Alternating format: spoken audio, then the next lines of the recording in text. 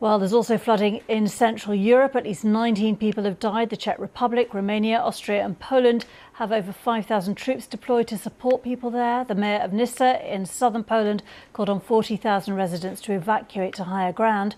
Heavy downpours have caused a lot of damage across the huge area where Storm Boris, bringing vast amounts of rain and snow over the weekend, has hit.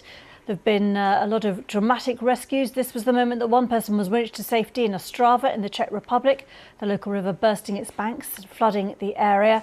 And Polish police shared this footage on social media of one of their helicopters involved in a rescue, winching residents to safety. The rescues, the response, the clear-up, the preparations for more flooding continues.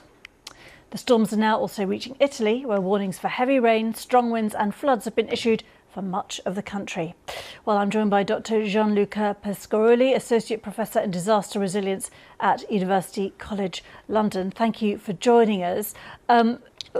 What do you attribute the damage that we're seeing here in Europe and indeed across Myanmar? Obviously, climate change behind it, but could more be done to protect people? Yeah, absolutely. Thank you very much for your time. So we see that there are different dimensions in how these events unfold. One is the dimension of hazard. The other one is the dimension of vulnerability. So in terms of hazard, we are seeing compared to before a different level or a different pattern of recombination. And we see that to some extent in both events.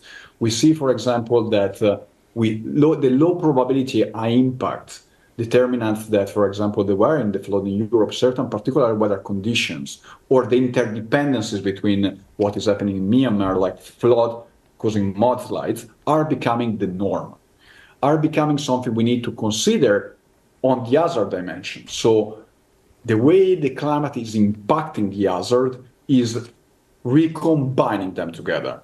So what we perceive as low probability is becoming something different. It's like giving us a new recombination, something that we need to consider in the planning process. On the other dimension, we see between these events in completely different contexts that there are some common vulnerabilities, or what we call in some of my projects like Agile or Isamoti, these common point of failure on which we need to prepare. So this common vulnerability includes the vulnerability of critical infrastructure, that when it's disrupted affects the recovery efforts and affects everything in society, from the capacity later on of enterprises and the private sector to recover, and the capacity of deal with effective evacuation and effective delivery. Okay. Sorry to interrupt. We're looking obviously at established places where people live and where people work. So what should governments and communities be doing now urgently to give themselves more resilience to these hugely changing weather patterns that we're seeing all over the world? Thank you for this question. Look, this is very critical. We need to move. We were used to think all this as medium term. This is not medium term. This is happening now.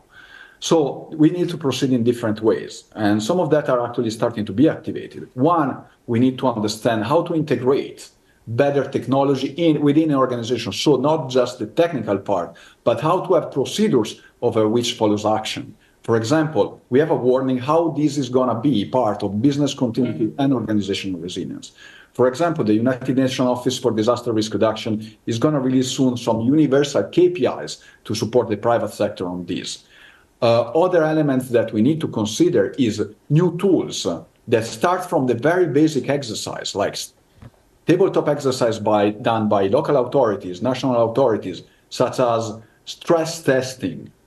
Where are these common points of failure? Okay. So consider also the role of creativity in foreseeing the events that are going to come. Okay. Well, obviously it is a very urgent problem. We are seeing it, as I said, in so many different parts of the world in different forms. But for now, Dr. Gianluca Pescaroli, thank you very much. Thanks to you for your time.